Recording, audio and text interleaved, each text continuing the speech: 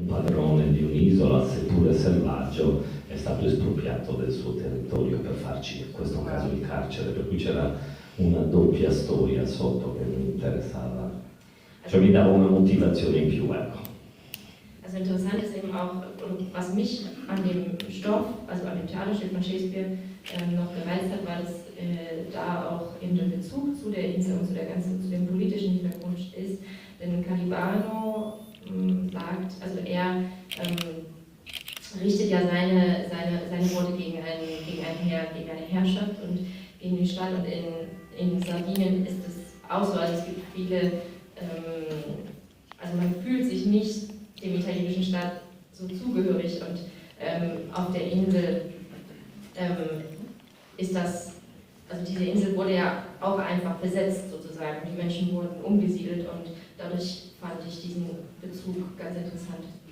Mi piaceva anche pensare che il selvaggio dell'isola, cioè diciamo il sardo che ha un rapporto così forte con la natura, capisse la sua condizione guardando il teatro, per cui la natura rende consapevoli della propria situazione, la cultura rende consapevoli della propria situazione, perché lo vede, la sua situazione la vede sul palcoscenico. Und was mich auch interessiert hat, war, dass in dem Film, den wir jetzt gesehen haben, der Hirte, also der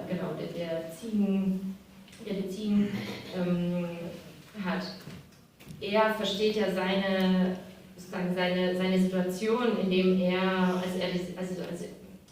er das Theater schaut, also dieser Bezug, dass die Kultur ihm, ja, und das Theater ihm bewusst macht, was eigentlich passiert. L'ultima curiosità, poi parlate voi, il personaggio invece che in scena fa il carcerato, che poi interpreta Calibano, è stato veramente carcerato in quel carcere. Noch eine kleine Anekdote oder so. Der Schauspieler, der Calibano spielt in dem Film, war tatsächlich auf der Insel selbst Häftling. E la guardia che fischia quando quello scappa, insomma una delle guardie, era la sua guardia quando 20 anni fa. Und das gleiche trifft auch auf den Wärter zu, also ein Wärter, der so pfeift, als am Ende der Sohn, also der Camorrista ausbüchst und flieht. Er war auch selber Wärter dort. Okay. Too much. Va benissimo, ha detto tutto quello che volevo chiedere, bellissimo.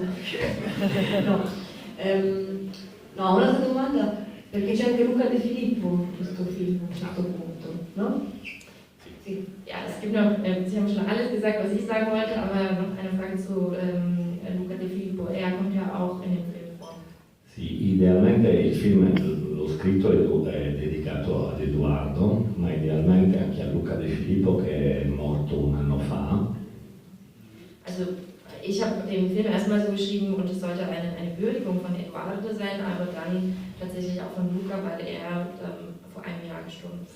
Luca era il figlio di Edoardo De Filippo e ha fatto teatro fin da quando era bambino, fin da quando è morto, e mi ha molto sostenuto in questo lavoro qua.